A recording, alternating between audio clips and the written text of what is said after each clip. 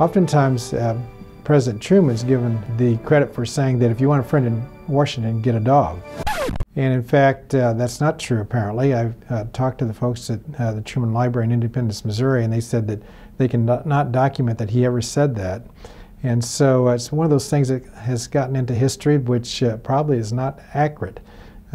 Actually, among all the presidents, the Trumans are probably the ones who had the fewest animals at the White House.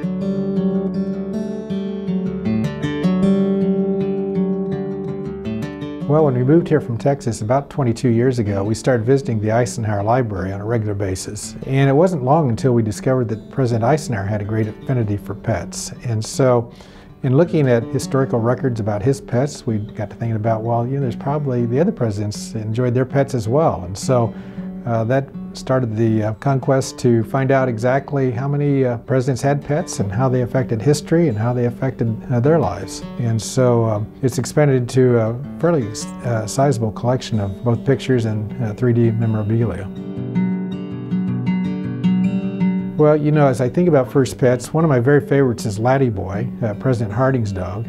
At the time that Harding was actually elected, he had little bronze statues. He had 1,000 statues made of Laddie Boy, and actually found Laddie Boy at an antique dealer's here in Manhattan, Kansas.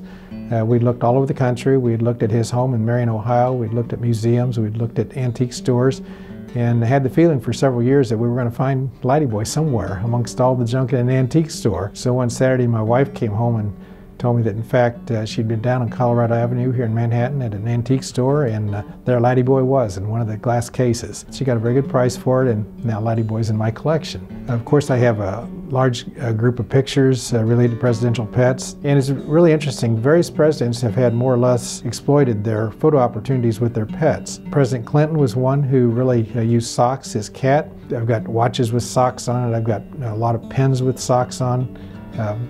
Campaign type pins with socks on it. Just a number of things, that they really marketed when President Clinton was president. And certainly now that Bo's in the White House with President Obama, we've not seen as much. I really think that President Obama could improve his ratings by getting Bo into the public more. We don't see Bo in the public a lot. We don't see Bo's picture in the newspapers. We don't see him on the news. And so, he's missing an opportunity.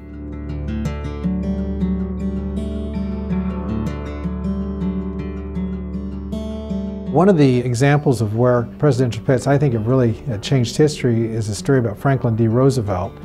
And the story goes, and he gave a speech on September 23rd, 1944, during his campaign for his fourth term, in which at the very end he talked about his little dog Fowler, little Scotty. In that particular situation, the Republicans were criticizing Franklin D. Roosevelt because he had left the dog on the Aleutian Islands on a trip up there, and they said it actually sent a destroyer back to pick up the little dog at the cost to the taxpayers of millions of dollars. And so Franklin Roosevelt in this speech to the Teamsters said, you can criticize me, you can criticize my family, but my little dog Fowler is absolutely outraged that you're criticizing him. You can't do that.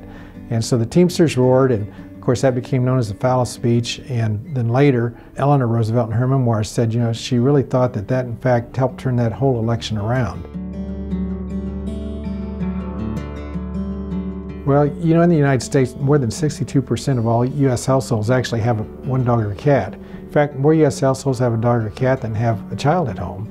So we as a U.S. population enjoy our animals. They're part of our family. And so to have a pet in the White House at 1600 Pennsylvania Avenue makes our president look more human, more like the rest of us, more like a family person, more like someone that we want to identify with.